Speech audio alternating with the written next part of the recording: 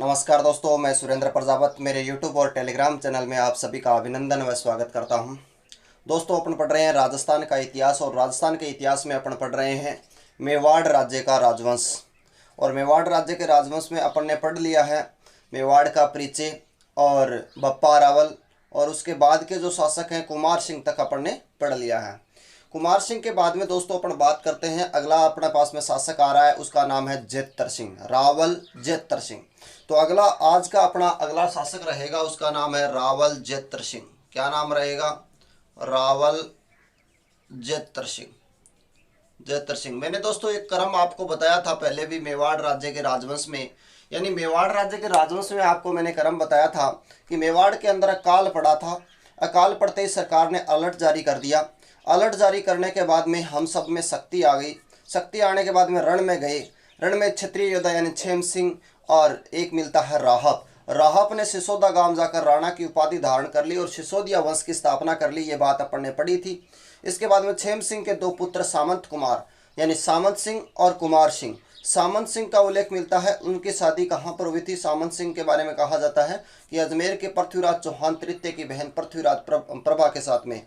जो सामंत सिंह जो थे उनको कीर्तिपाल ने, नाडोल के कीर्तिपाल ने हराकर राज्य छीन लिया था। और फिर मतलब कहते हैं 1191 के अंदर सामंत सिंह जो है वो पृथ्वीराज चौहान के पक्ष में मोहम्मद गोरी के विरुद्ध लड़ते हुए वीर गति को प्राप्त हो जाते हैं। उसके बाद में अपने पढ़ा था कि 1179 के अंदर उसके छोटे भाई कुमार सिंह ने कीर्तिपाल को पराजित करके पुनः मेवाड़ राज्य पर अधिकार कर लिया। और कीर्तिपाल के बाद में जो अगला वंशज की अपन बात कर रहे हैं वो अपने पास में है जेतर सिंह। जेतर सिंह का जो कार्यकाल रहता है 1213 से 1253 के मध्य इसका कार्यकाल रहता है, यानी 1213 से लेकर 1213 से 1253 तक इसका क्या रहता है? कार्यकाल रहता है। इसके समय काल के अंदर कहते हैं दोस्तों, कुछ समझिएगा, यानी कहा जाता है कि जेतर सिंह का जो समय काल रहा है, यानी जेतर सिंह के समय काल को कहा गया है मध्यकालीन मेवाड़ का स्वर्ण युग। मध्यकालीन मेवाड़ का स्वर्ण युग कहा जाता है।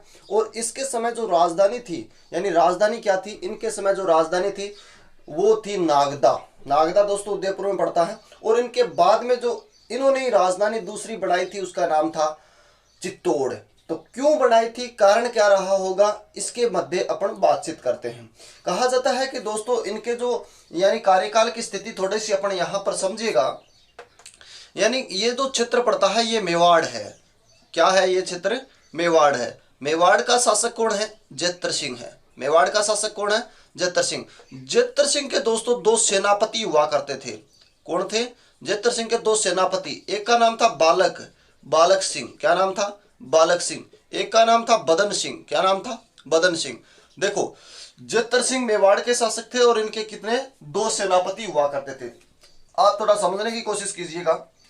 कहते हैं कि जेतर सिंह के समय काल को, यानी जेतर सिंह के समय को, इनकी समय काल की स्थिति को क्या कहा जाता है? स्वर्ण युग कहा जाता है। क्या कहा जाता है? स्वर्ण युग कहा जाता है। स्वर्ण युग। अब इसको कहानी को आप समझिएगा। और इनके समय जो राजधानी थी, इनके समय जो राजधानी थी वो क्या थी दोस्तों? पहले तो थी नागदा। पहले क्या थी? नागदा। और बाद में क्या बना दी? चित्तौड़। इसका कारण क्या रहा होगा, इसकी बात भी अपन करेंगे। सबसे पहले समझिएगा कि जेतर सिंह के बारे में कहा जाता है कि दोस्तों जेतर सिंह को समझिएगा। जेतर सिंह सोने का नाग ले। जेतर सिंह है सोने का के ले, सोने का नाग ले। ठीक है, जेतर सिंह सोने का नाग ले। और नाग लाता ही अटक आ गया दोस्तों, भूत आ गया। क्या आ गया? भूत आ गया। भूत कौन था? इल्तुतमिश। भूत कौन था? इल्तुतमिश। तो ध्यान रहे, इल्तुतमिश। भूत का नाम क्या है? इल्तुतमिश। अब कहते हैं कि सोने का कौन के ले? नाग।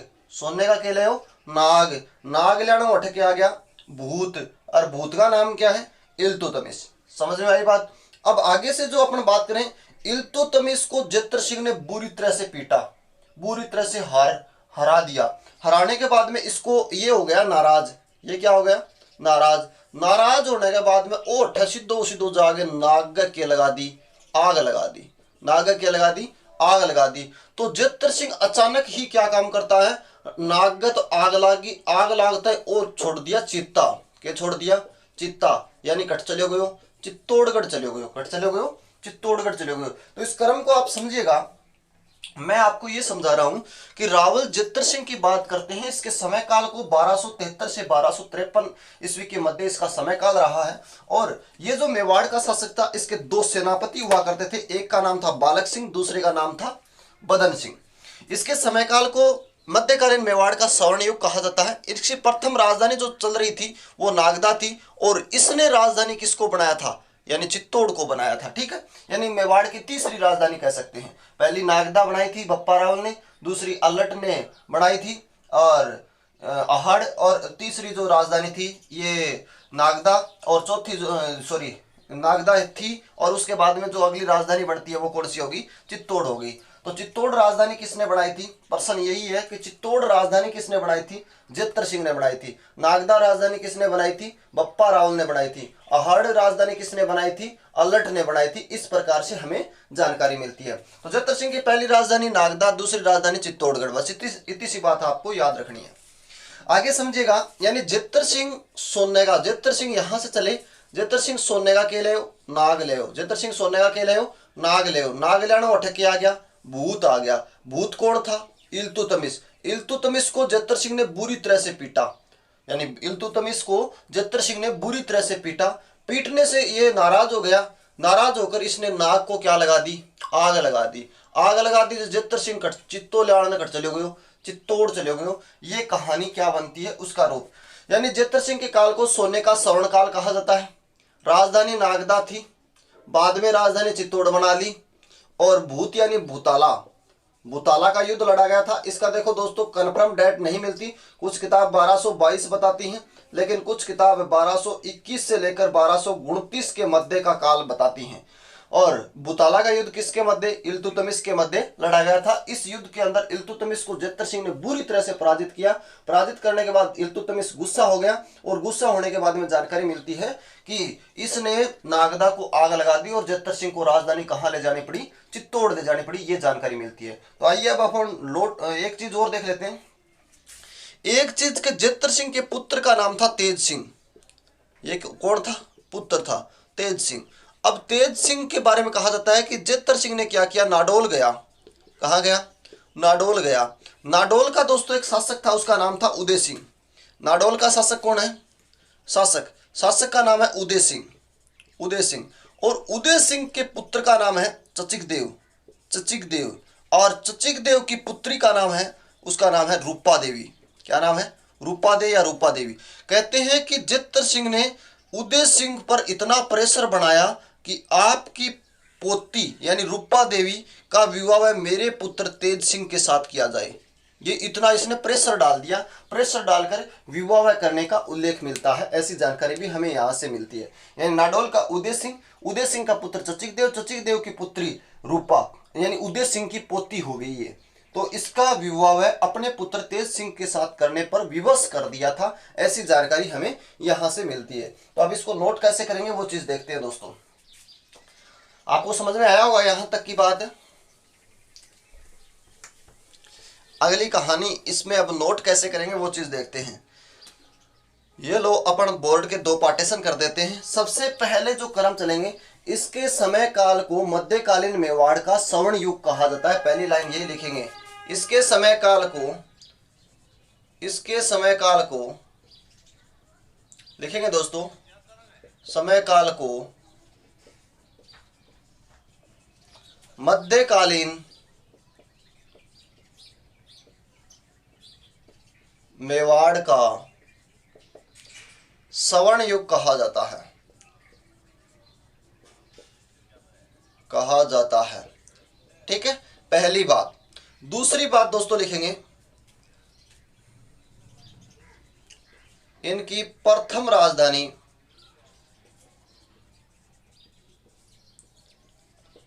नागदा तथा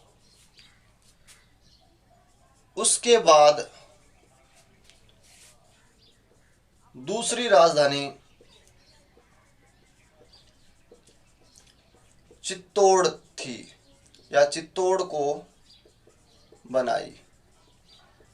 ठीक है, यानी प्रथम राजधानी नागदा और दूसरी राजधानी बुताला के युद्ध के बाद में कौन सी बना ली, चित्तौड़ बना ली। अब इसके बाद में दोस्तों अपन क्या बात करेंगे वो देखेंगे। नेक्स्ट अपन लिखेंगे दोस्तों, सीधी सीधी बात है, बुताला का युद्ध। बुताला के युद्ध में सिर्फ अपन बात करेंगे बुताला, कन्फर्म दोस्तों डेट नहीं है, 1221 से 1229, यानी लगभग कुछ इतिहासकार बताते हैं 1222, कुछ बताते हैं 1226, कुछ बताते हैं 27, इसके मध्य का अंतराल है बुताला का युद्ध। और किसके मध्य, यह है जेतर सिंह व इल्तुतमिश के मध्य हुआ, ठीक है, के मध्य हुआ, युद्ध हुआ था। दूसरी बात, इसमें जेतर सिंह के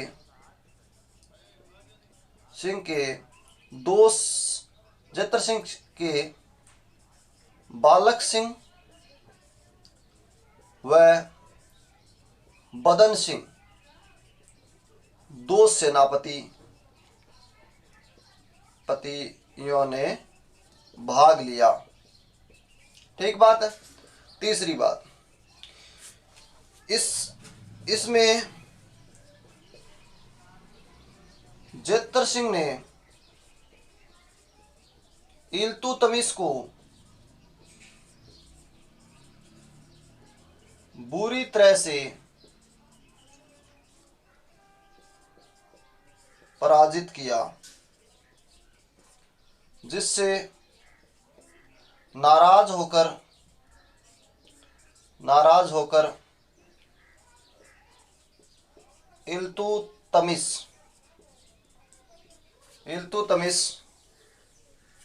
ने जेतर सिंह की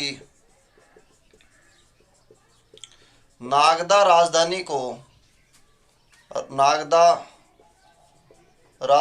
को आग लगा दी, जिस कारण जेतर सिंह को नई राजधानी चित्तौड़ को बनाना पड़ा।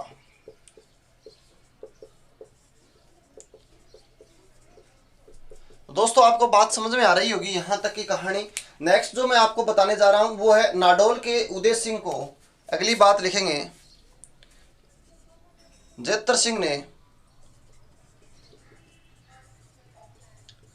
नाडोल के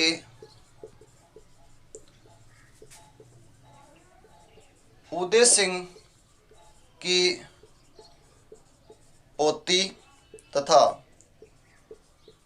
चचिक देव की पुत्री रूपा दे का विवाह अपने पुत्र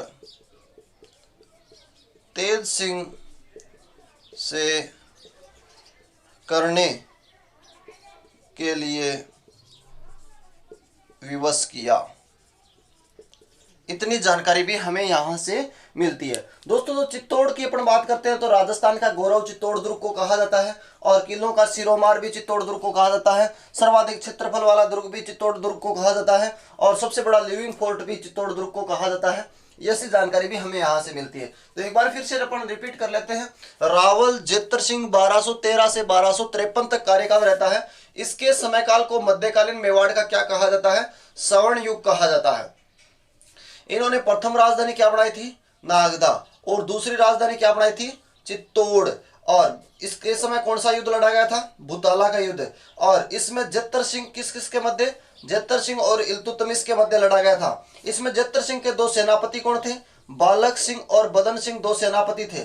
और कहते हैं कि इसमें जेतर सिंह ने इल्तुतमिश को क्या किया था, बुरी तरह से पराजित किया था, जिससे इल्तुतमिश क्या हो गया था, नाराज हो गया। जिससे नाराज होकर इल्तुतमिश ने जेतर सिंह की नागदा राजधानी को क्या लगा दी, आग लगा दी। और आग लगाने के बाद में जेतर सिंह अचानक अपनी राजधानी कहां ले गया, चित्तौड़ ले गया। जेतर सिंह ने नाडोल का शासक था उदय सिंह, उदय सिंह का पुत्र था चचिक देव, इसकी पुत्री थी रूपा। उसका विवाह अपने पुत्र तेज सिंह के साथ करने के लिए क्या किया, विवश करने की जानकारी दोस्तों हमें मिलती है। इसका स्क्रीनशॉट लीजिए और आगे बढ़ते हैं।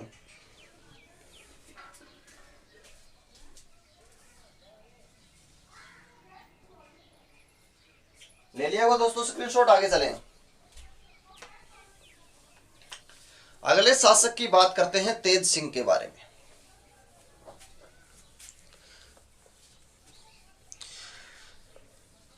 तेज सिंह, अगला शासक कौन है? तेज सिंह। तेज सिंह का जो कार्यकाल है 1253 से लेकर 1273 तक रहता है। यानी अगला शासक कौन हो गया? रावल तेज सिंह। रावल तेज सिंह। रावल तेज सिंह का जो कार्यकाल है ये 1253 से लेकर 1273 तक रहता है। 1273 तक। इसकी दोस्तों अपन जानकारी ले लें। इन्होंने उपाधियां धारण की थी। इन्होंने उपाधियां धारण करने की जानकारी मिलती है, जैसे परम भट्टारक, महाराजा धीराज, परमेश्वर आदि उपाधि धारण करने की जानकारी मिलती है। और इनके समय यह भी जानकारी मिलती है कि दिल्ली का सुल्तान था गयासुद्दीन बलबन। दिल्ली का सुल्तान था गयासुद्दीन बलबन ने मेवाड़ पर आक्रमण किया था, लेकिन असफल रहने की जानकारी मिलती है। और इसकी जो पत्नी थी जैतल देवी, तेज सिंह की जो पत्नी थी, एक और पत्नी जैतल देवी, जैतल देवी ने चित्तौड़ में श्याम पासुरानाथ मंदिर बनवाने की जानकारी मिलती है। और इनके समय 1260 के अंदर एक चित्रकार था कमलचंद। इनके समय 1260 के अंदर एक चित्रकार था कमलचंद, जिसने क्या किया था, एक ताड़ पत्र के ऊपर और एक श्रावक प्रतिक्रमणी चूर्णी नामक एक ग्रंथ की रचना की थी, जो मेवाड़ का प्रथम चित्रित ग्रंथ कहा जाता है, जो मेवाड़ शैली का प्रथम चित्रित ग्रंथ के नाम से जाना जाता है। यानी किसने लिखा था, किसके समय काल में लिखा गया था? श्रावक प्रतिक्रमणी चूर्णी सूत्र नामक चित्रित ग्रंथ किसके काल में लिखा गया था? रावल तेज सिंह के काल में लिखा गया था। किसने लिखा था? कमलचंद ने लिखा था। और कब लिखा था? 1260 में लिखा था। किस पर लिखा था? ताड़ पत्र पर लिखा था। और कहते हैं कि मेवाड़ का पहला चित्रित ग्रंथ श्रावक प्रतिक्रमणी चूर्णी सूत्र नामक ग्रंथ, और इसमें कहते हैं मेवाड़ शैली में प्रथम चित्रित ग्रंथ, तो यही होगा दोस्तों। ये जानकारी भी हमें कहां से मिलती है? इसी से मिलती है। तो तेज सिंह के बारे में पहले आप बेसिक थोड़ा सा समझ सकते हैं कि ये जो दोस्तों तेज सिंह है, तेज सिंह के शासनकाल के अंदर 1260 ईस्वी की बात करते हैं, तो एक चित्रकार हुआ था। कौन हुआ था? चित्रकार का नाम क्या था? कमलचंद। क्या नाम था? कमलचंद। कमलचंद ने क्या लिखा था? एक ग्रंथ लिखा था। कैसा था वो ग्रंथ? चित्रित ग्रंथ था। और चित्रित ग्रंथ के अंदर ग्रंथ का क्या नाम है? श्रावक प्रतिक्रमणी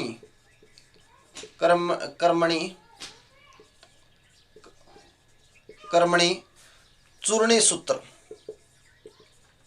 नामक एक ग्रंथ लिखा था। ये मेवाड़ शैली का प्रथम चित्रित ग्रंथ है दोस्तों। कहते हैं इसकी पत्नी तो जैतल देवी चित्तौड़ में क्या बनाया था? श्याम पासुरनाथ मंदिर बनाया था। श्याम पासुरनाथ का मंदिर बनवाने की जानकारी मिलती है। ऐसी दोस्तों छोटी छोटी जानकारी इसके अंदर मिलती है, तो ज़्यादा कोई विशेष नहीं है। ये जो 1260 वाली बात है ये थोड़ी सी आप इंपॉर्टेंट है, याद रख लेना। प्रतिक्रमणी चूर्णी सूत्र, प्रतिक्रमणी नाम गलत लिखा गया क्या? श्रावक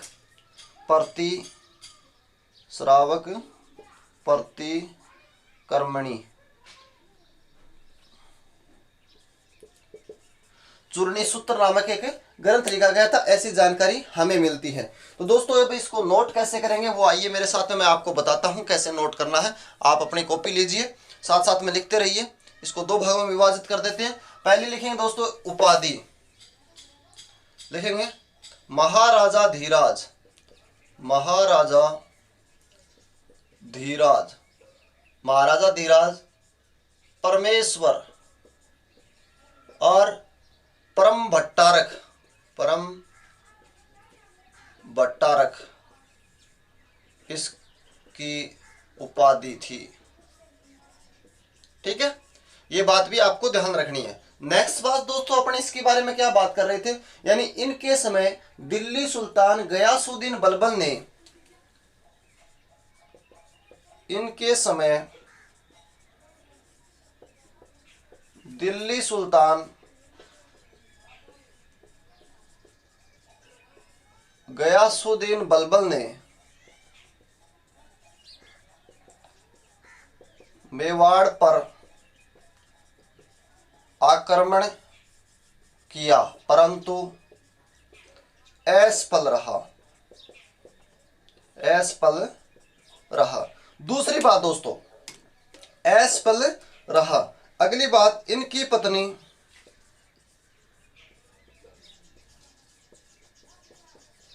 जैतल देवी ने चित्तौड़ में श्याम पार्श्वनाथ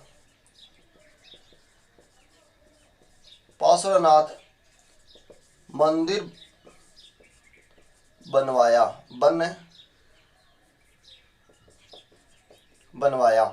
इनकी पत्नी जैतल देवी ने चित्तौड़ में श्याम पार्श्वनाथ मंदिर बनवाने की भी हमें क्या मिलती है, जानकारी मिलती है। नेक्स्ट दोस्तों अपन बात करते हैं इसके बाद में कि इनके समय 1260 में, इनके समय 1260 में, यानी 1260 ईस्वी की बात कर रहे हैं। इनके समय 1260 में आहाड़ उदयपुर में, आहाड़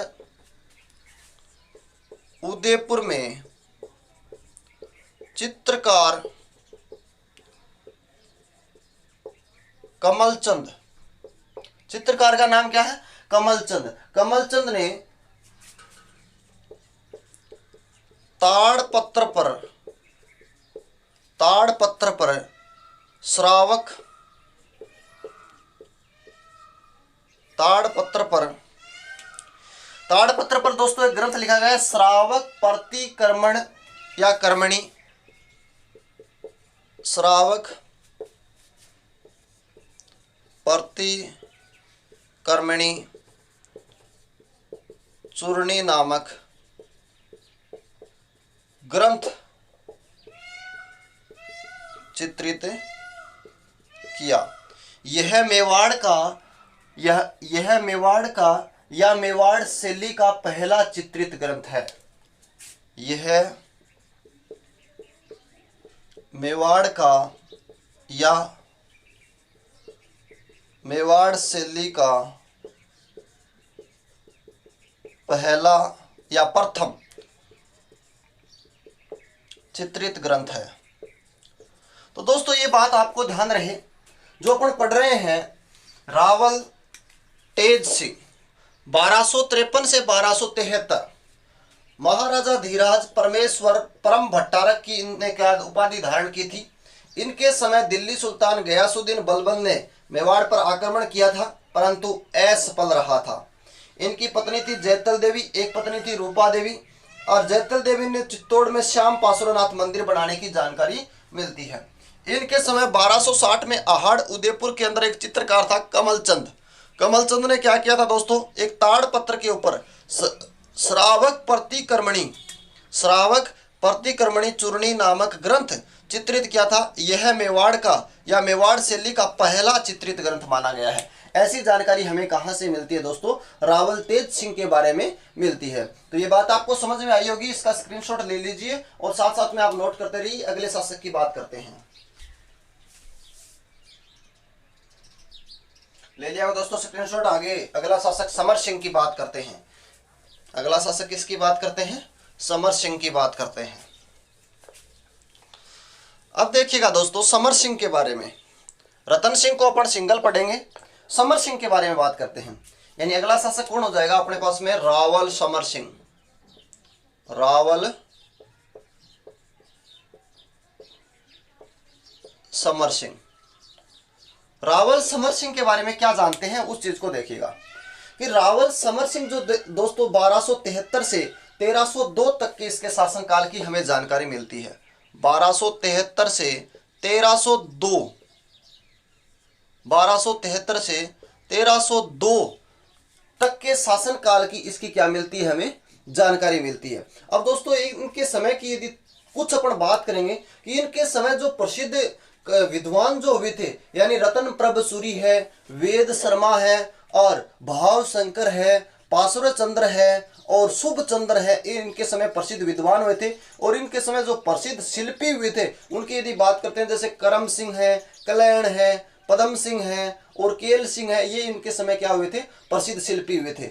और इनके समय की यदि बात करें दोस्तों तो एक जीन प्रभु सूरी का एक ग्रंथ मिलता है तीर्थ कलप। जीन प्रभु सूरी का एक ग्रंथ मिलता है तीर्थ कल्प, और तीर्थ कल्प में 1299 के लगभग अलाउद्दीन के छोटे भाई, दोस्तों ये भी कन्फर्म नहीं है, कुछ किताबों में छोटा भाई, कुछ किताबों में भतीजा लिख रखा है। अलाउद्दीन के छोटे भाई उलगू खां ने चित्तौड़ आक्रमण करने की जानकारी भी मिलती है, यानी वो भी कार्यकाल इसके समय का आ रहा है। और अचलगढ़ की पटावली इसे पता लगता है, अचलगढ़ की पटावली से पता चलता है कि इन्होंने जीव हिंसा पर पूर्णतः रोक लगाई थी, और वो भी किसके आदेश पर, आचार्य अमित सिंह के आदेश पर, या आचार्य अमित सिंह सूर के आदेश पर इन्होंने जीव हत्या पर पूर्णतः रोक लगाई थी। नेक्स्ट इनके बारे में जानकारी हमें मिलती है, आबू के शिलालेख में इन्हें तुर्कों से गुजरात का उद्धारक बताया गया है। आबू के शिलालेख से इन्हें तुर्कों से गुजरात का उद्धारक बताया गया है,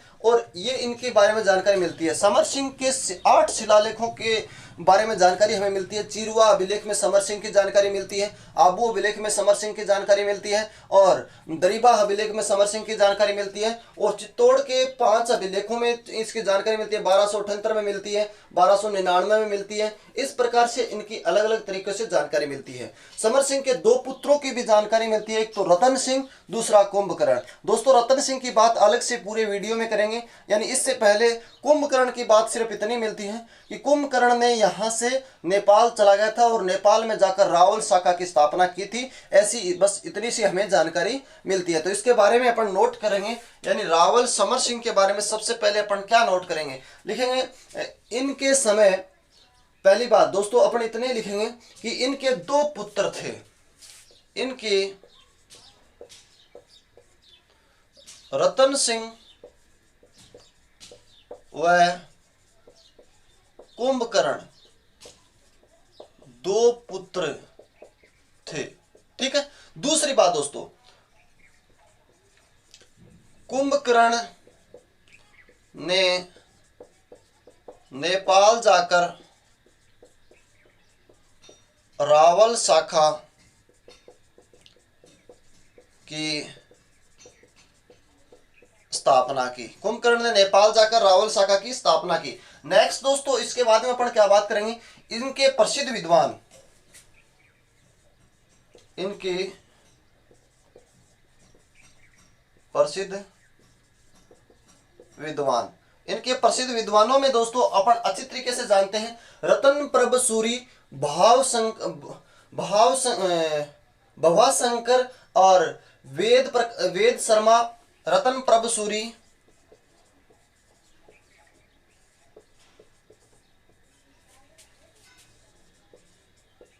भवाशंकर, वेद शर्मा, और इनके बारे में कह सकते हैं दोस्तों पार्श्व चंद्र और शुभ चंद्र नामक 2 इसके क्या थे, पार्श्व चंद्र और एक और रह जाता है शुभ चंद्र। ये इनके क्या थे, प्रसिद्ध विद्वान थे। और यदि बात करें इनके शिल्पियों की, इनकी क्या बात करें, इनके शिल्पी, इनके प्रसिद्ध शिल्पी में दोस्तों कह सकते हैं पदम सिंह, कलर्ण, केल सिंह, पदम सिंह, कलहण, केल सिंह, और एक रहता है दोस्तों अपन कह सकते हैं करम सिंह। ये इनके क्या थे, प्रसिद्ध शिल्पी हुआ करते थे, ऐसी जानकारी भी हमें यहां से मिलती है। नेक्स्ट दोस्तों कहेंगे इनके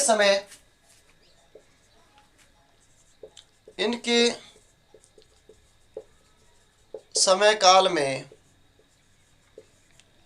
जीन प्रभु सूरी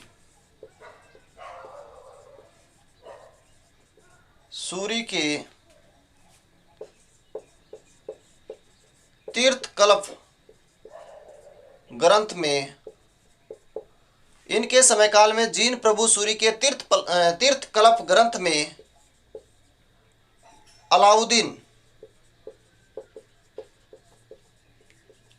के छोटे भाई उलगू खां का गुजरात आक्रमण की जानकारी मिलती है। ठीक है दोस्तों, अगली बात अपन क्या करेंगे, यानी एक बात अपन और लिख सकते हैं, अचलगढ़ की पटावली से पता चलता है कि इन्होंने आचार्य अमित सिंह सूरी के कहने पर अचलगढ़ की पटावली से पता चलता है कि इन्होंने अचलगढ़ की पटावली से पता चलता है कि इन्होंने आचार्य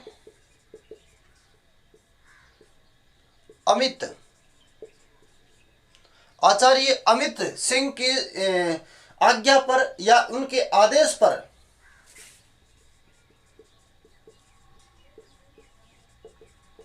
आचार्य अमित सिंह के आदेश पर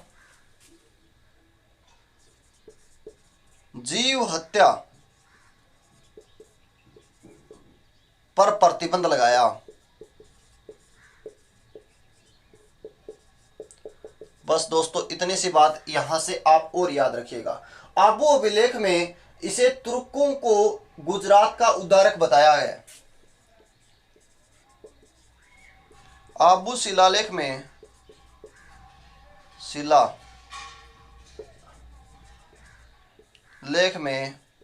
इसे तुर्कों से गुजरात का उद्धारक बताया है। तो दोस्तों इतनी सी बात आप इसमें याद रखिएगा रावल समर सिंह के बारे में। तो 1273 से 1302 यानी रतन सिंह और कुंभकर्ण दो पुत्र वे थे। कुंभकर्ण ने नेपाल जाकर रावल शाखा की स्थापना की थी। प्रसिद्ध विद्वान की बात करें तो रतन प्रभ सूरी, भवा शंकर या भवानी शंकर और वेद शर्मा, पासुर चंद्र और शुभ चंद्र। और इनके प्रसिद्ध शिल्पी की यदि बात करें, पदम सिंह, कल्याण, केल सिंह और करम सिंह इसके प्रसिद्ध शिल्पी हुआ करते थे। और इनके समय जीन प्रभु सूरी ने एक ग्रंथ लिखा था तीर्थ कलब, जिसमें अलाउद्दीन के छोटे भाई या भतीजे उलगू खां का गुजरात 1299 के अंदर दोस्तों ये घटना की जानकारी मिलती है कि गुजरात पर आक्रमण करने की जानकारी मिलती है। अचलगढ़ की पटावली से, अचलगढ़ दोस्तों सिरोही में पड़ता है। अचलगढ़ की पटावली से पता चलता है कि आचार्य अमित सिंह सूरी या सूर के आदेश पर इन्होंने जीव हत्या पर प्रतिबंध लगाने की जानकारी मिलती है। आबू के शिलालेख में इसे तुर्कों से गुजरात का उद्धारक बताया गया है, ऐसी जानकारी दोस्तों हमें मिलती है। नेक्स्ट अपन बात करेंगे रतन सिंह के बारे में, उसका अलग से पूरे वीडियो की अपन एक बात करेंगे दोस्तों, इसका आप स्क्रीनशॉट लीजिए।